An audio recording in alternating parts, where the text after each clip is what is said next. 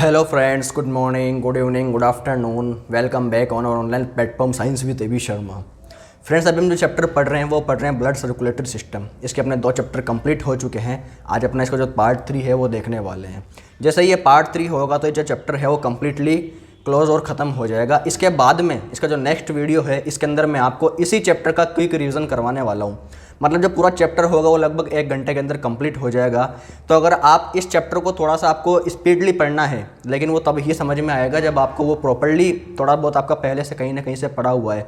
तो अगर आप बिल्कुल नए स्टूडेंट हैं तो आप इन तीनों क्लासेस को जरूर देखना और उसके बाद में जो नेक्स्ट क्लास चलेगी क्विक रिवीजन वाली, आप उसको कंप्लीट कर लेना। ठीक है फ्रेंड्स, तो आज अपन अपना जो चैप्टर है चैप्टर नंबर 3 वो कंप्लीट करने वाले हैं। तो देखो फटाफट से चैप्टर नंबर 3। तो फ्रेंड्स, कल अपन ने पेज नंबर 12 तक कंप्लीट कर लिया था। उसके अंदर अपन ने देखा था कि हार्ट जो होता है वो क्या होता है, pumping system of our body होता है। क्या होता है? Pumping system of our body होता है। और हार्ट का जो अध्ययन होता है, study of heart, it's called cardiology. क्या बोलते हैं? कार्डियोलॉजी। इसके बाद में जो नेक्स्ट पॉइंट है वो लिखो कि जो हार्ट का जो निर्माण होता है, हार्ट का जो निर्माण होता है वो किससे होता है? तो हार्ट का जो निर्माण होता है वो होता है कार्डिक मसल्स से। हार्ट का जो निर्माण होता है वो किससे होता है? कार्डिक मसल से होता है। इंपॉर्टेंट लाइन है, हार्ट का जो निर्माण होता है वो किससे होता है? कार्डिक मसल से होता है। इसके बाद में आपने एक नाम सुना होगा, हार्ट ट्रांसप्लांट। किसका? हार्ट ट्रांसप्लांट, हृदय का प्रत्यारोपण, हार्ट ट्रांसप्लांट। जो हार्ट ट्रांसप्लांट होता है सबसे पहले ये किसने किया था? तो जो दुनिया के अंदर हार्ट ट्रांसप्लांट जो है वो दुनिया में सबसे पहले किसने किया था? तो दुनिया में सबसे पहले जो हार्ट ट्रांसप्लांट किया था वो क्या है? डॉक्टर क्रिस्टन बेनार्ड ने। किसने किया था? Doctor Christiaan Bernard.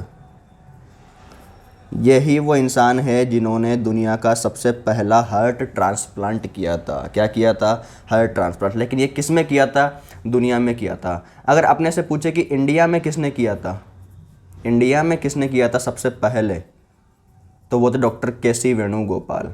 कौन थे? Doctor KC. वेणुगोपाल। दुनिया का सबसे पहले जो हार्ट ट्रांसप्लांट है वो किसने किया था? वो किया था डॉक्टर के.सी. वेणुगोपाल ने। क्लियर है फ्रेंड्स? उसके बाद में एक लाइन और आती है, आर्टिफिशियल हार्ट। अगर आपने नाम सुना हो, जो कृत्रिम जो हृदय होते हैं जिसे पेसमेकर वगैरह बोलते हैं, जो बैटरी से चार्ज होते हैं, वो किसने लगाया था?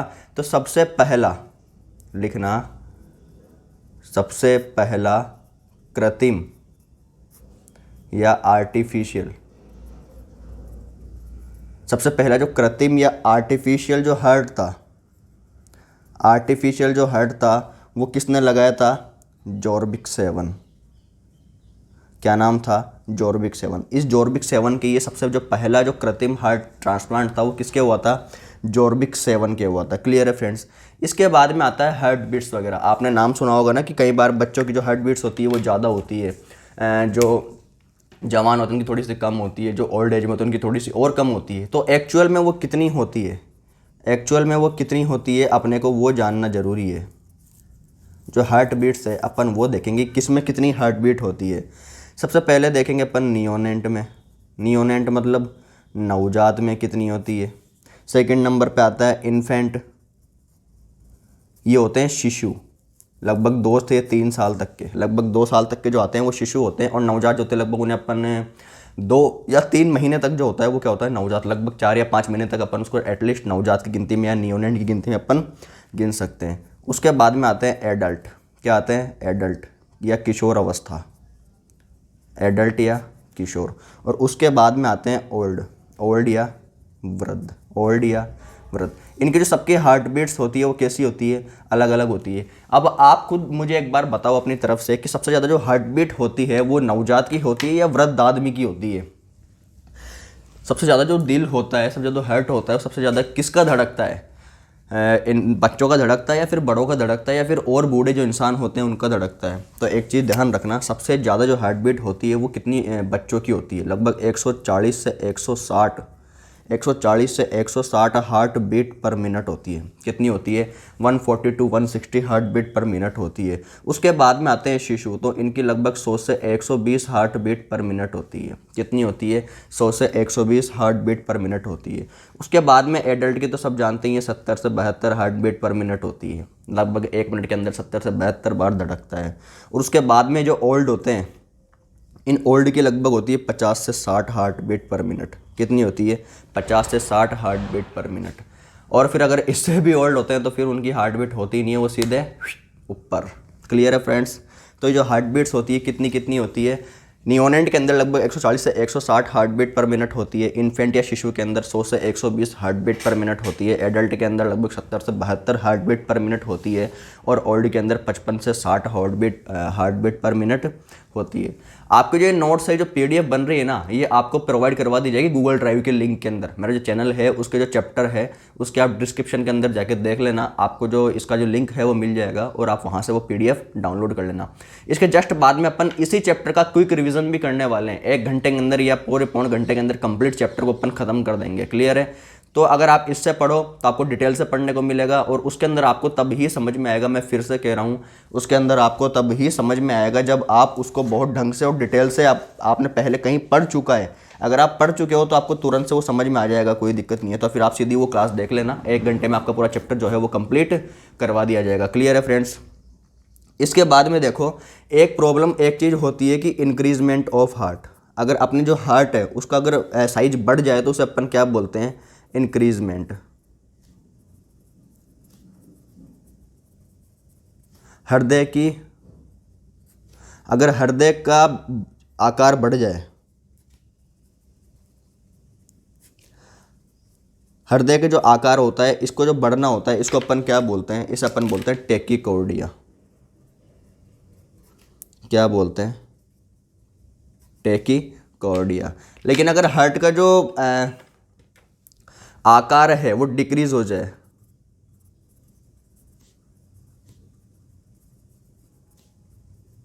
हृदय के आकार का घटना, हृदय के आकार का घटना, इसे अपन क्या बोलते हैं? इसे अपन बोलते हैं ब्रेडीकार्डिया। क्या बोलते हैं? ब्रेडीकार्डिया। क्लियर है फ्रेंड्स? इसे अपन क्या बोलते हैं? ब्रेडीकार्डिया। अब आपसे पूछे कि सबसे जो अधिक हार्ट बीट है वो किसकी होती है? सबसे जो अधिक हार्ट बीट है वो किसकी होती है? तो देखना, सबसे अधिक हार्ट बीट, सबसे जो अधिक हार्ट बीट होती है वो किसकी होती है? तो वो होती है छछूंदर की। किसकी होती है? छछूंदर की। और जो सबसे कम हार्ट बीट होती है, सबसे कम जो हार्ट बीट होती है वो किसकी होती है? वो होती है व्हेल की। जो व्हेल मछली होती है ना, इसकी होती है। लगभग कितनी होती है? 24 से 25 बीट्स पर मिनट। 24 से 25 बीट्स पर मिनट। और छछूंदर की कितनी होती है? लगभग 600 से 700 बीट्स पर मिनट। कितनी होती है? 600 से 700 बीट्स पर मिनट। किसकी होती है? सबसे कम किसकी होती है? व्हेल मछली की होती है। और सबसे अधिक किसकी होती है? सबसे अधिक जो होती है वो किसकी होती है? छछूंदर की होती है। क्लियर है फ्रेंड्स? समझ में आ रहा है इतना? अब देखो आगे, देखो आगे अपन आप पढ़ेंगे इसका, इस चैप्टर का थोड़ा इंपॉर्टेंट टॉपिक जो है वो अब आ रहा है लास्ट में, वो है टाइप्स ऑफ हार्ट। हृदय के प्रकार।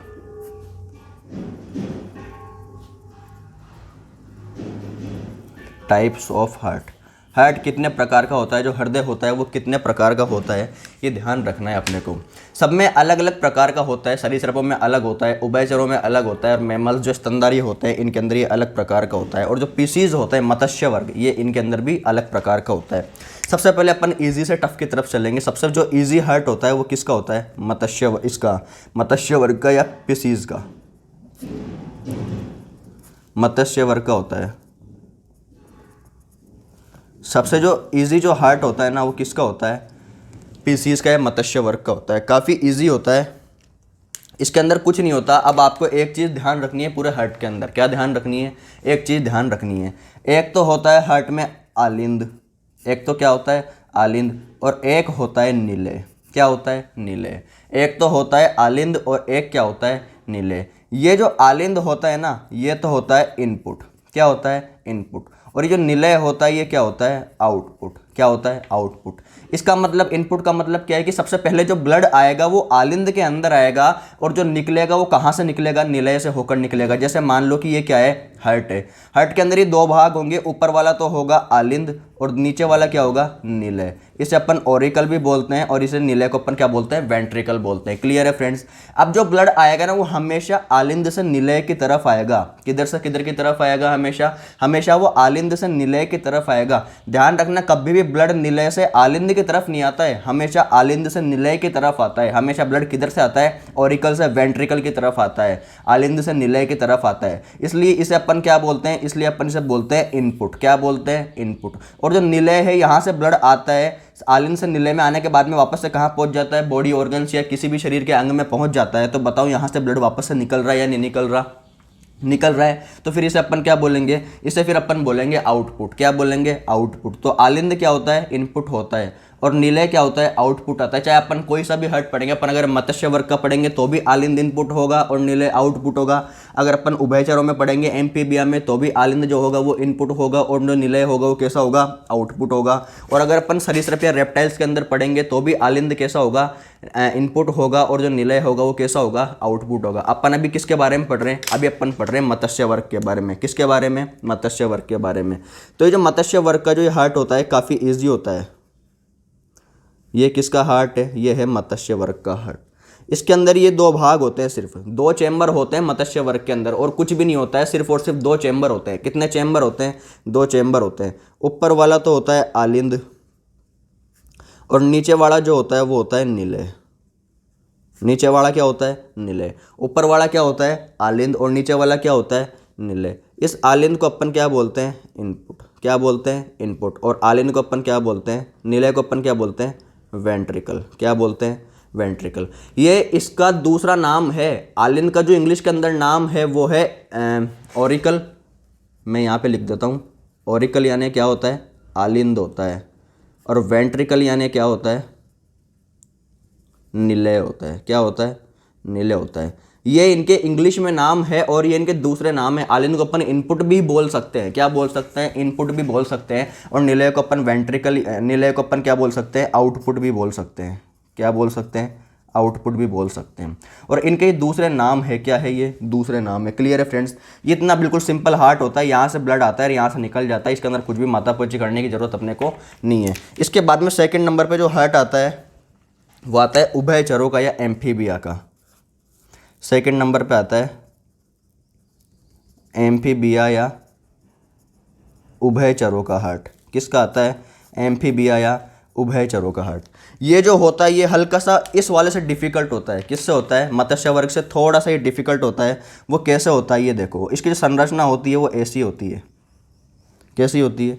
ऐसी, इस टाइप से होती है। अपन जो हार्ट बनाते हैं ना, अपन वो बनाते हैं उभयचरों का। किसका बनाते हैं? उभयचरों का। जब आप कोई लेटर वगैरह लिखते हो ना तो उसके अंदर आप ये बनाते हो, और ये किसका होता है? हमेशा उभयचरों का होता है। अब तुम इंसान और तुम किसका बना रहे हो? तुम जानवरों का बना रहे हो।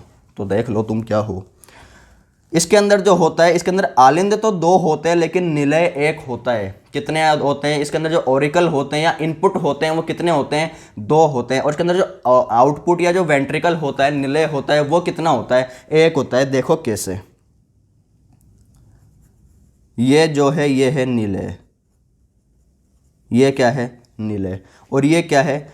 ये तो है राइट ऑरिकल और ये है लेफ्ट ऑरिकल। ये क्या है? राइट ऑरिकल या लेफ्ट ऑरिकल।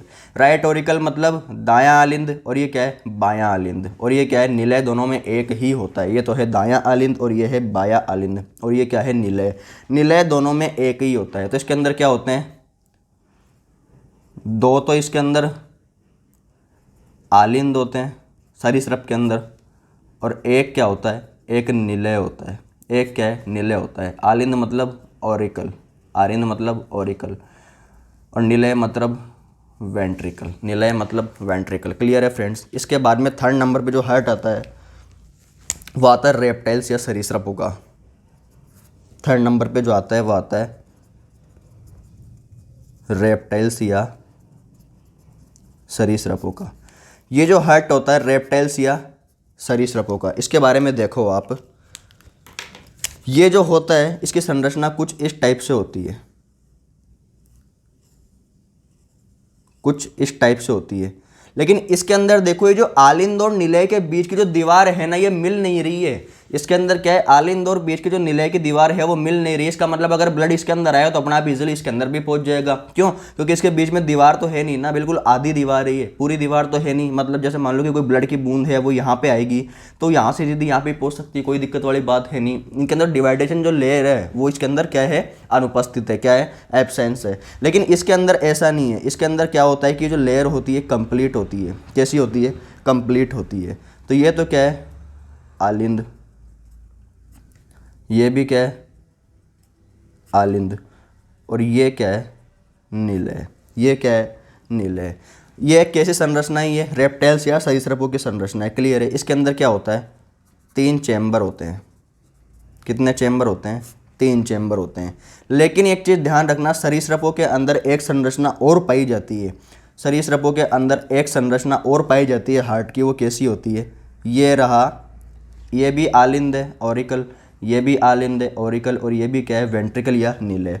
लेकिन इसके अंदर एक संरचना ऐसी भी होती है। कैसी होती है? ऐसी होती है। इसके अंदर वेंट्रिकल जो होता है ना, इसके भी 2 पार्ट होते हैं। कितने पार्ट होते हैं? 2 पार्ट होते हैं। देखो ये जो वेंट्रिकल है इसके भी कितने पार्ट है? 2 पार्ट है। तो इसे अपन क्या बोल सकते हैं, 3/2 चैम्बर्स। क्या बोल सकते हैं? 3/2 चैम्बर। बताओ समझ में आ रहा है नहीं आ रहा? ये क्या है, 3/2 चैम्बर। आपसे पूछे एग्जाम के अंदर कि 3/2 चैम्बर जो होते हैं, 3.5 जो चैम्बर होते हैं, वो किसके अंदर पाए जाते हैं? कौन से हृदय के अंदर पाए जाते हैं? तो अपने को बोलना पड़ेगा सरीसृपों के अंदर 3 चैम्बर भी पाए जाते हैं और 3.5 चैम्बर भी पाए जाते हैं। ऑप्शन में मैनुअली कहीं बार 3.5 चैम्बर्स वाला पूछ लेता है कि 3.5 जो चैम्बर्स होते हैं वो किसके अंदर पाए जाते हैं। तो फिर अपने को बताना पड़ेगा कि 3.5 जो चैम्बर्स होते हैं वो सरीसृपों के अंदर पाए जाते हैं या रेप्टाइल्स के अंदर पाए जाते हैं। क्लियर है फ्रेंड्स? समझ में आया इतना? अब आगे देखो,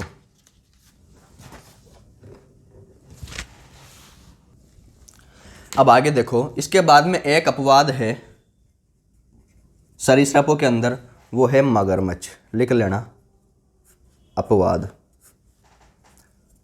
वो क्या है? मगरमच्छ। इसके 4 चैम्बर पाए जाते हैं। मगरमच्छ में कितने चैम्बर पाए जाते हैं? 4 चैम्बर पाए जाते हैं। मगरमच्छ में कितने चैम्बर पाए जाते हैं? मगरमच्छ में 4 चैम्बर पाए जाते हैं। बोलो क्लियर है फ्रेंड्स? समझ में आई इतनी बात? अब देखो आगे, इसके बाद में आते हैं एवीज या पक्षियों का हृदय। 4th नंबर पे जब अपन पढ़ेंगे वो किस पे पढ़ेंगे? Aves plus mammals. एवीज यानी क्या होता है? पक्षी और स्तनधारी। इन दोनों के जो मैमल जो हार्ट की संरचना होती है वो कैसी होती है? बिल्कुल इक्वल होती है, सेम होती है। इसलिए अपन इन दोनों को कैसे पढ़ेंगे? साथ पढ़ेंगे। इसकी खासियत ये होती है कि इसके अंदर कितने चैम्बर होते हैं? इसके अंदर 4 चैम्बर होते हैं। कितने चैम्बर होते हैं? 4 चैम्बर होते हैं। मतलब 4 कक्ष होते हैं। कितने होते हैं? 4 कक्ष होते हैं। 4 में क्या होता है? 2 तो आलिंद होते हैं, 2 तो क्या होते हैं? आलिंद होते हैं, और 2 ही क्या होते हैं? निलय होते हैं। 2 ही क्या होते हैं? निलय होते हैं। 2 तो आलिंद होते हैं और 2 ही क्या होते हैं? निलय होते हैं। किसके अंदर? स्तनधारी और पक्षियों के अंदर। वो कैसे होते हैं? 2 तो आलिंद ऊपर की तरफ होंगे, दायां आलिंद और बायां आलिंद, और नीचे की तरफ क्या होंगे? दायां निलय और बायां निलय। ये इसकी क्या है? संरचना है। देखो वापस से समझना एक बार। ये जो मनुष्य होते हैं, एवीज होते हैं, और जो स्तनधारी होते हैं, इनके जो हृदय होता है, इनका जो हार्ट होता है, इसके अंदर टोटली कितने प्रकार के कक्ष पाए जाते हैं? कितने चैम्बर पाए जाते हैं? 4 चैम्बर पाए जाते हैं। 4 में से 2 तो क्या होते हैं? आलिंद होते हैं, और 2 क्या होते हैं? निलय होते हैं। मैंने आपको पहले भी बताया था और मैं आपको वापस से बता रहा हूँ, जो आलिंद होते हैं वो हमेशा ऊपर की तरफ आते हैं, और जो निलय होते हैं वो हमेशा नीचे की तरफ आते हैं। क्यों? क्योंकि आलिंद जो होते हैं वो क्या होते हैं? इनपुट होते हैं। आलिंद जो होते हैं वो क्या होते हैं? इनपुट होते हैं। और जो निलय होता है वो क्या होता है? आउटपुट होता है। आलिंद जो होता है वो तो क्या होता है? इनपुट होता है, और जो निलय होता है वो क्या होता है? आउटपुट होता है। बोलो क्लियर है फ्रेंड्स? समझ में आ रहा है या नहीं आ रहा इतना? अब आ गया, ये तो अपने जो मैमल्स का जो हार्ट था वो उसकी संरचना थी वो कैसी थी? ऐसी होती है। इसके बाद में आएगा हार्ट का कार्य, हृदय का कार्य। मनुष्य के अंदर जो हार्ट होता है वो कैसे कार्य करता है, अपने को अब ये समझना है। हृदय के कार्य, हृदय का जो कार्य है मनुष्य के अंदर वो कैसे काम करता है, अपने को ये समझना है। तो अपन इसको ढंग से समझेंगे। बिल्कुल रिलैक्स होकर समझना है और सही से समझना है, काफ़ी इंपॉर्टेंट है। और समझाऊंगा इतना शानदार कि आप कभी इसको भूलोगे नहीं। बस आप साथ साथ इसको देखते रहना, ये मेरी गारंटी है कि आप इसको कभी भूलोगे नहीं। बस आप इसको ढंग से, जैसे मैं बता रहा हूँ, बस वैसे वैसे समझना है। थोड़ा सा डायग्राम टिपिकल हो जाएगा, लेकिन मेरी कोशिश यही रहेगी कि मैं उस डायग्राम को हल्का सा और ईजी करूँ। जितना ईजी डायग्राम हो सकता है आपको समझने के लिए, मैंने उतना ईजी इसको कर दिया है। बस आप समझो इसको, मैं जैसे समझा रहा हूँ। अपन जो पढ़ रहे हैं अभी, क्या पढ़ रहे हैं? हार्ट के कार्यों को नए पेज से पढ़ते हैं ताकि सही से और कंप्लीट समझ में आएगा।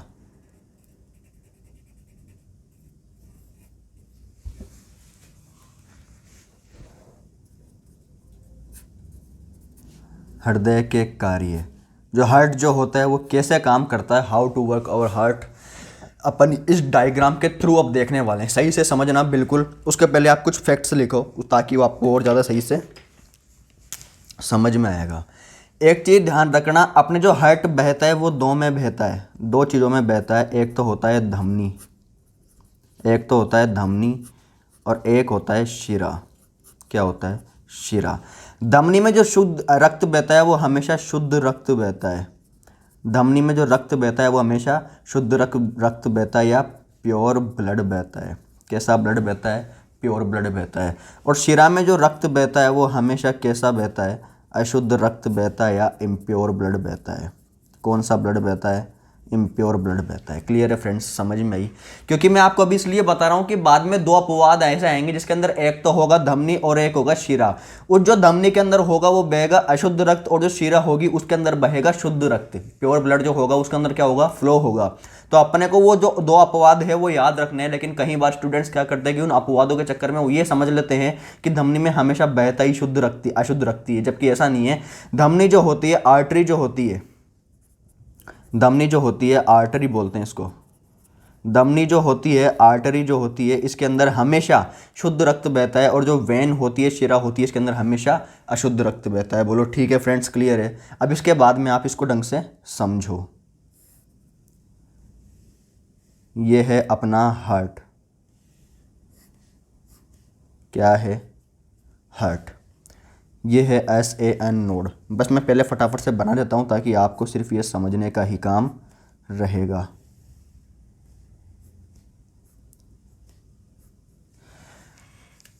अब आप देखे जाओ। पहले तो ये बताओ कि ये क्या है? राइट ऑरिकल या दायां लिंद। ये क्या है? लेफ्ट ऑरिकल या बायां लिंद। ये क्या है? राइट वेंट्रिकल या दायां निलय। और ये क्या है? लेफ्ट वेंट्रिकल या बायां निलय। ये तो दायां निलय और ये बायां निलय। थोड़ी सी हिंदी में दिक्कत हो जाती है कई बार मुझे, तो मैं अभी आपके यहाँ पे लिख दूंगा कि ऑरिकल का मतलब क्या होता है और वेंट्रिकल का मतलब क्या होता है। यहाँ पे जो है वो है बॉडी ऑर्गन। क्या है? Body organ. क्लियर है फ्रेंड्स? ये क्या है? Body organ. और ये क्या है यहाँ पे ऊपर? लंग्स। ये क्या है ऊपर? लंग्स। क्लियर है? अब आप एक चीज़ देखो, मैं आपको पहले भी बताया था और मैं आपको वापस से अब बताने वाला हूँ कि बताओ जो ऑरिकल होता है, जो आलिंद होता है, बताओ वो इनपुट होता है या आउटपुट होता है? इनपुट होता है या आउटपुट होता है? तो आपको ढंग से पता है कि जो ऑरिकल जो होता है, आलिंद जो होता है, वो हमेशा इनपुट होता है। तो बताओ ब्लड सबसे पहले कहाँ पे आएगा? निलय में आएगा या आलिंद में आएगा? हमेशा ब्लड सबसे पहले आलिंद में आएगा। किस में आएगा? आलिंद में। कहाँ से आ रहा है ब्लड? अभी अपने जो बॉडी ऑर्गन से वहाँ से आ रहा है, कहीं हाथ से, पैर से, मस्तिष्क से, सब जगह से जो आ रहा है ब्लड, अभी कहाँ से आ रहा है? पूरी बॉडी ऑर्गन से। कहाँ पे जाएगा? इसके अंदर जाएगा। तो मैं आपको बताता हूँ, पहले ढंग से अपन देखते हैं। ये देखो, जो ब्लड है वो कहाँ से बह रहा है? यहाँ से बह रहा है। और किसके अंदर जाएगा? इसके अंदर जाएगा। गया ब्लड यहाँ से, इसके अंदर चला गया। अब यहाँ से ब्लड कहाँ पे जाएगा? इसके अंदर जाएगा। किसके अंदर जाएगा? इसके अंदर जाएगा। बताओ बॉडी ऑर्गन्स के अंदर जो ब्लड बह रहा है वो शुद्ध है या अशुद्ध है? अभी जो बॉडी ऑर्गन्स के अंदर जो रक्त बह रहा है वो शुद्ध है या अशुद्ध है? तो ये जो रक्त है वो कैसा है? अशुद्ध है।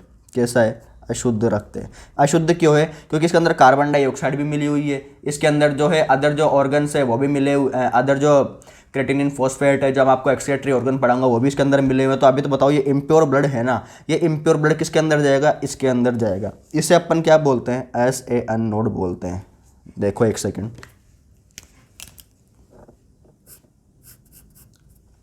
ये जो होती है इसे अपन बोलते हैं SAN। क्या बोलते हैं? साइनो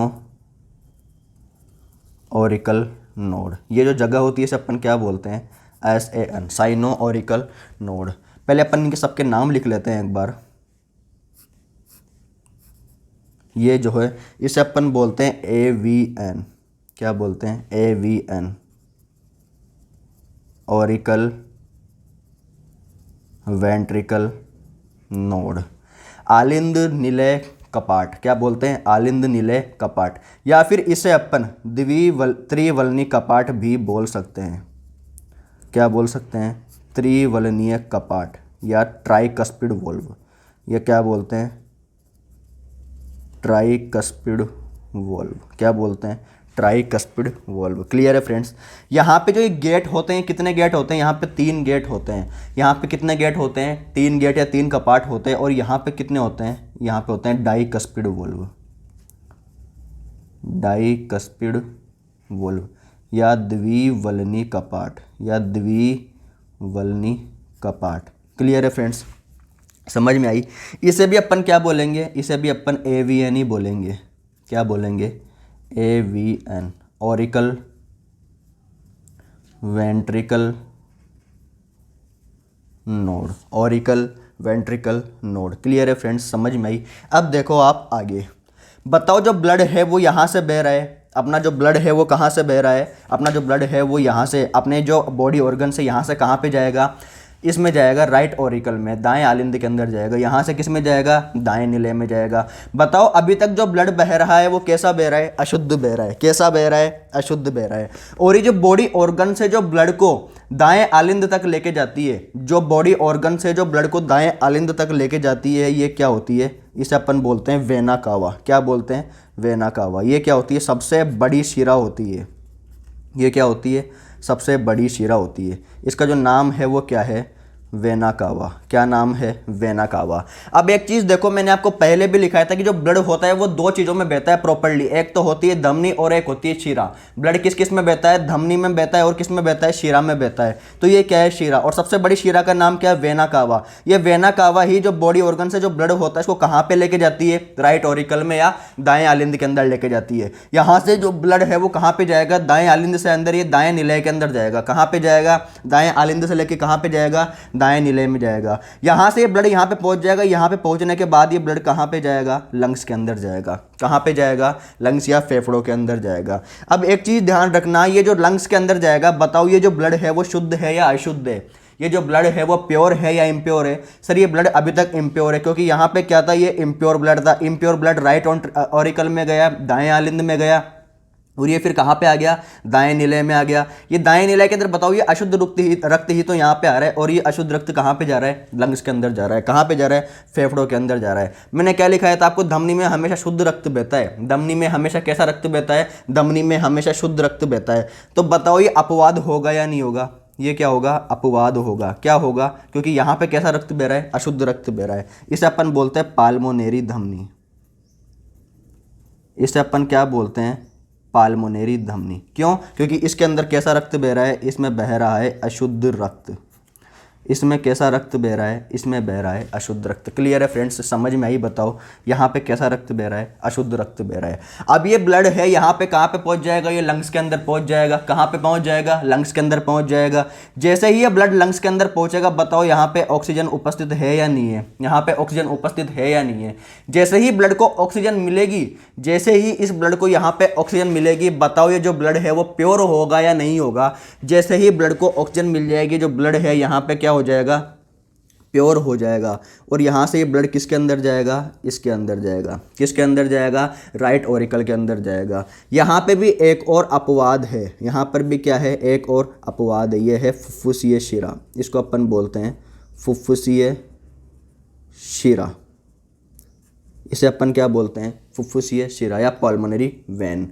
ये जो पल्मोनरी वेन होती है, बताओ शिराओं के अंदर हमेशा कैसा रक्त बहता है, शिरा में हमेशा अशुद्ध रक्त बहता है। बताओ यहाँ पे इसको जैसे ही ऑक्सीजन मिलेगी, बताओ ये जो ब्लड है वो कैसा हो जाएगा, प्योर हो जाएगा। कैसा हो जाएगा? शुद्ध हो जाएगा। तो बताओ जो शुद्ध रक्त है यही तो इसके अंदर जा रहा है, लेकिन बह किसके अंदर रहा है? ये शिरा के अंदर बह रहा है। तो जैसे ही ये ब्लड जो है वो शिरा के अंदर बह रहा है, तो बताओ ये ब्लड शुद्ध है या अशुद्ध है? तो सर यहाँ पे जो ब्लड है वो कैसा हो जाएगा? शुद्ध हो जाएगा। और शिराओं में हमेशा कैसा बहता है? अशुद्ध बहता है। लेकिन इसके अंदर कैसा बह रहा है? इम्प्योर, ये प्योर ब्लड बह रहा है या शुद्ध रक्त बह रहा है। अब बताओ जैसे ही ये ब्लड यहाँ पे पहुंचेगा तो फिर यहाँ से कहाँ पे जाएगा? इसके अंदर जाएगा, लेफ्ट वेंट्रिकल में जाएगा। कहाँ पे जाएगा? लेफ्ट वेंट्रिकल में जाएगा। और जैसे ही ये ब्लड द्विवल्नी कपाट से लेफ्ट वेंट्रिकल में जाएगा, यहाँ से किसकी तरफ जाएगा?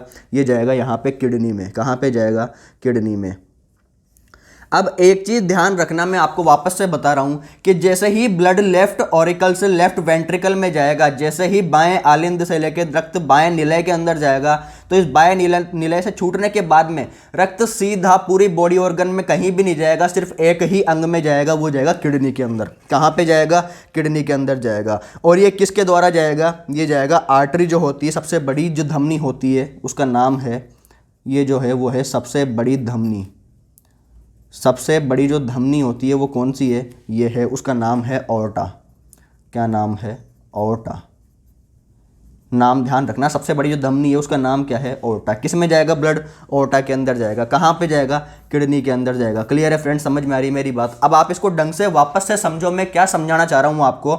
इसको अपन दोबारा शुरू से देखते हैं। देखो, सबसे पहले जो बात है वो क्या है? धमनी के अंदर कैसा रक्त बहता है? हमेशा धमनी के अंदर हमेशा शुद्ध रक्त या प्योर ब्लड बहता है। धमनी को इंग्लिश में क्या बोलते हैं? आर्टरी बोलते हैं। क्या बोलते हैं? आर्टरी बोलते हैं। और शिरा को इंग्लिश में क्या बोलते हैं? वेन बोलते हैं। शिरा के अंदर हमेशा जो रक्त बहता है वो कैसा बहता है? अशुद्ध रक्त बहता है या इम्प्योर ब्लड बहता है। अब आप एक चीज देखो, जो अपने जो हार्ट होता है उसके अंदर कितने चेंबर होते हैं? 4 चेंबर होते हैं। कितने चेंबर होते हैं सर? 4 चेंबर होते हैं। ब्लड जो होगा वो कहाँ से आएगा? बॉडी ऑर्गन से आएगा। किस में जाएगा? सबसे पहले राइट ऑरिकल में जाएगा या दाएं निलय, दाएं आलिंद के अंदर जाएगा। दाएं आलिंद से किस में जाएगा? दाएं निलय में जाएगा। दाएं निलय से ब्लड वापस से निकलेगा, लंग्स में जाएगा। अभी बताओ, यहाँ तक तो ये इम्प्योर ब्लड था ना बिल्कुल। यहाँ पे किसको क्या मिल जाएगी? लंग्स के अंदर इसको ऑक्सीजन मिल जाएगी। और जैसे ही इसको यहाँ पे ऑक्सीजन मिलेगी, बताओ ये ब्लड जो है वो प्योर होगा या इम्प्योर होगा? अब ये यहाँ पे सर शुद्ध रक्त हो जाएगा। और जैसे ही ये शुद्ध रक्त होगा, कहाँ पे जाएगा? लेफ्ट ऑरिकल में जाएगा। कहाँ पे जाएगा? बाएं आलिंद में जाएगा। और जैसे ही ये बाएं आलिंद में जाएगा, वापस से कहाँ पे जाएगा? बाएं निलय में जाएगा। और जैसे ही ये बाएं निलय से छूटेगा, बताओ सबसे पहले कहाँ पर जाएगा? सबसे पहले किडनी में जाएगा। कहाँ पे जाएगा? किडनी में जाएगा। और जो इस ब्लड को लेफ्ट वेंट्रिकल से जो बाएं आलिंद से लेकर किडनी में लेके जाएगी, वो क्या होती है? सबसे बड़ी धमनी होती है। सबसे बड़ी क्या होती है? धमनी, लार्जेस्ट ऑर्टरी। क्या होती है? Largest auditory. ये क्या होती है? सबसे बड़ी धमनी होती है। इसका नाम क्या है? ऑर्टा। इसका जो नाम है वो क्या है? ऑर्टा है। क्लियर है फ्रेंड्स? समझ में आई? इसका जो अपवाद है, मैंने आपको पहले ही बताया था कि धमनी में हमेशा शुद्ध रक्त बहता है, लेकिन यहाँ पे क्या हो रहा है? इसमें अशुद्ध रक्त बह रहा है। धमनी के अंदर कैसा रक्त बह रहा है? अशुद्ध रक्त बह रहा है। और इसका जो अपवाद है वो क्या है? फुफ्फुसीय शिरा। क्या है? फुफ्फुसीय शिरा। ये इसमें क्या बह रहा है? हमेशा शुद्ध रक्त बह रहा है। क्या बह रहा है? शुद्ध रक्त बह रहा है। क्लियर है फ्रेंड्स? समझ में आई? ये थी अपने जो पूरा हार्ट था वो कैसे काम करता है। इसको ध्यान रखना, इसे अपन ऐसे नोड या पेसमेकर जो होता है वो यहाँ पे लगता है, और जो छल्ले डलते हैं ना वो यहाँ पे डलते हैं। किसी का 2 छल्ले खराब हो जाते हैं, किसी के 3 खराब हो जाते हैं। 3 जो होते हैं वो इस तरफ होते हैं, और जो 2 होते हैं वो किस तरफ होते हैं? इस तरफ होते हैं। ये इस टाइप से पूरा हार्ट होता है अपना, वो क्या करता है? काम करता है। क्लियर है फ्रेंड्स? अब इसके आगे बाद में आप थोड़ा सा देखो कि एक बार में कितना जो ब्लड है वो अपनी बॉडी के अंदर, हार्ट के किस भाग में एक बार में कितना ब्लड आता है और कितना रिलीज होता है, और ये किस स्पीड से काम करता है, अपने को सबसे पहले अब ये देखना है। बताओ यहाँ तक कोई दिक्कत है क्या? अगर है तो वापस से रिपीट कर लेना, आपको ढंग से समझ में आ जाएगा वीडियो, क्योंकि मैंने इसको बहुत ढंग से और बहुत केयरफुली आपके लिए समझाया है, और इसी तरीके से मैंने आपको ये क्या है? बनाया है। सबसे ईजी डायग्राम इसका यही हो सकता था जिसके अंदर ये पूरा नाम भी आ जाए और आपको समझ में भी आ जाए। इससे ईजी डायग्राम अभी तक कोई है नहीं, जो था वो मैंने आपके लिए बना दिया। अब मैं आपको समझाता हूँ। सबसे पहले जो ब्लड होता है वो इसके जो हार्ट बीट है वो किससे मापते हैं अपन, और वो किसके सिद्धांत पर कार्य करता है? देखो, इसी पेज के अंदर मैं आपको समझा देता हूं।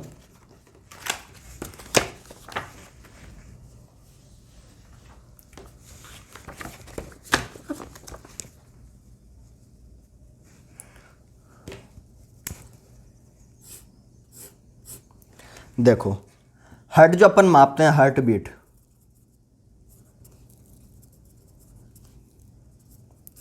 हार्ट बीट का जो मापन किया जाता है वो किससे किया जाता है? वो किया जाता है ईसीजी के द्वारा। ईसीजी के द्वारा। अब कुछ ईसीजी के बारे में जान लो। ईसीजी का जो पूरा नाम है वो क्या है? Electron cardiograph. Electron cardiograph. ECG का जो पूरा नाम है वो क्या है? Electron cardiograph. और ये किसके सिद्धांत पर कार्य करता है? यह ध्वनि के परावर्तन के सिद्धांत पर कार्य करता है। किसके सिद्धांत पर कार्य करता है? ध्वनि के परावर्तन के सिद्धांत पर कार्य करता है। ध्वनि के परावर्तन के सिद्धांत पर क्या करता है? ये कार्य करता है। क्लियर है फ्रेंड्स? समझ में आई इतनी? अब आप एक बार में देखो कि ब्लड किससे कैसे जाता है, वो मैं आपको समझा देता हूँ। अब देखो, एक हार्ट बीट जो है वो कैसे कंप्लीट होती है। ये कैसे मार करे भाई।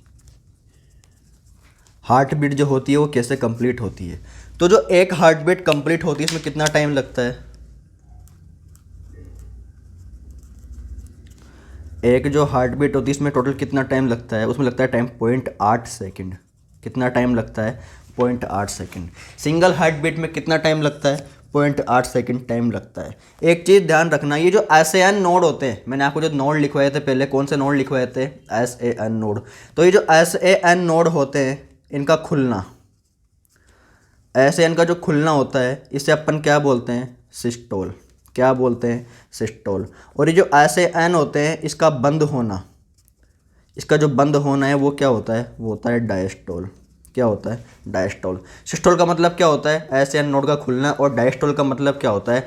SAN नोड का बंद होना। इसके अंदर कितना टाइम लगता है? तो SAN नोड के जो खुलने में जो टाइम लगता है वो लगता है 0.3 सेकेंड। 0.3 सेकेंड। और इसके बंद होने में जो टाइम लगता है वो लगता है 0.5 सेकेंड। कितना टाइम लगता है? 0.5 सेकेंड। समझ में आई? एक बार में लगभग कितना ब्लड आ जाता है? वन टाइम में लगभग 70 ml के समथिंग ब्लड आ जाता है।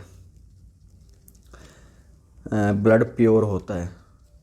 एक हार्ट बीट में लगभग 70 ml के समथिंग जो ब्लड है वो कैसा होता है? प्योर होता है। और सिस्टोल के टाइम पे जो आवाज़ आती है वो आती है लब की। और जो डायस्टोल के टाइम पे जो आवाज़ आती है वो किसकी आती है? डब की। तो लब डब किस टाइप से चलता है? लब डब के टाइप में आवाज़ करता है। तो क्लियर है फ्रेंड्स? ये अपना था जो कंप्लीट हो चुका है। और एक चीज़ और ध्यान रखना, इसके अंदर ECG में, ECG के अंदर ही आएगा वो, इसमें पराश्रव्य तरंगों का प्रयोग होता है। इसमें कौन सी तरंगों का प्रयोग होता है? इसमें पराश्रव्य तरंगों का प्रयोग होता है। इसमें पराश्रव्य तरंगों का प्रयोग होता है। क्लियर है फ्रेंड्स? ECG के अंदर जिन तरंगों को काम में लिया जाता है वो कौन सी तरंगें होती है? तो ECG के अंदर जिन तरंगों को काम में लिया जाता है वो पराश्रव्य तरंगें होती है। कौन सी होती है? पराश्रव्य। मैंने आपको जो रेस पढ़ाई है उसके अंदर ढंग से पढ़ाया है कि जो तरंगे होती है वो चमगादड़ों के अंदर भी कौन सी तरंगे पाई जाती है? पराश्रव्य तरंगे ही पाई जाती है। सोनार के अंदर भी कौन सी तरंगे पाई जाती है? पराश्रव्य तरंगे ही पाई जाती है। ECG के अंदर भी जो तरंगे पाई जाती है कौन सी पाई जाती है? अल्ट्रासोनिक या पराश्रव्य तरंगे ही पाई जाती है। तो क्लियर है फ्रेंड्स? ये टॉपिक था, ये अपना लगभग कंप्लीट हो चुका है। इसके अलावा अपने कुछ बच रहा नहीं है हार्ट के अंदर। और आपसे कई बार पूछ लेता है कि नॉर्मल जो BP होती है, सबको ध्यान होता है BP जो होती है वो होती है 120 से 80। कितनी होती है? 120 से 80। अपने जो नॉर्मल BP है इसको किससे मापा जाता है? इसके अंदर जो मरकरी का जो पारा होता है वो काम में लिया जाता है। मरकरी जो होती है वो पारा जो होता है उसका वो काम में लिया जाता है। क्लियर है फ्रेंड्स? अपने जो हार्ट का चैप्टर है ब्लड सर्कुलेशन कंप्लीट यहाँ पे हो चुका है। अब बताओ इसके अंदर आपको कोई दिक्कत हो रही है? अगर हो रही है तो आप मुझे कमेंट बॉक्स में जरूर लिख सकते हो सर मुझे ये प्रॉब्लम हो रही है, वरना मेरे जो नंबर चल रहे हैं नीचे आप मुझे इन व्हाट्सअप नंबर पर मुझे मैसेज कर सकते हो। तो क्लियर है फ्रेंड्स? समझ में आई इतना? इसके अलावा अगर कोई डाउट है तो भी आप मुझे बोल सकते हो। और ये जो PDF है, ये जो कंप्लीट जो PDF बनी है, मैं इस PDF को भी गूगल ड्राइव पर डाल दूंगा, आप वहाँ से इसे डाउनलोड कर सकते हो। ठीक है फ्रेंड्स? वहाँ से आप इसे क्या कर सकते हो? डाउनलोड कर सकते हो। क्लियर है? तब तक के लिए आप इसको ढंग से पढ़ो और जो चैप्टर है उन्हें और जो नेक्स्ट चैप्टर होंगे इंपॉर्टेंट चैप्टर्स मैं उनको डाल दूंगा आगे।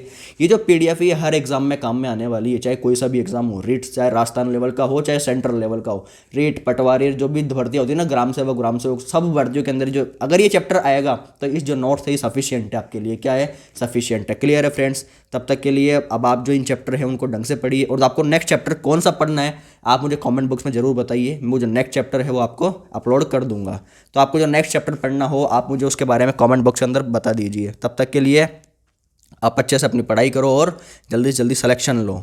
ठीक है फ्रेंड्स? ओके।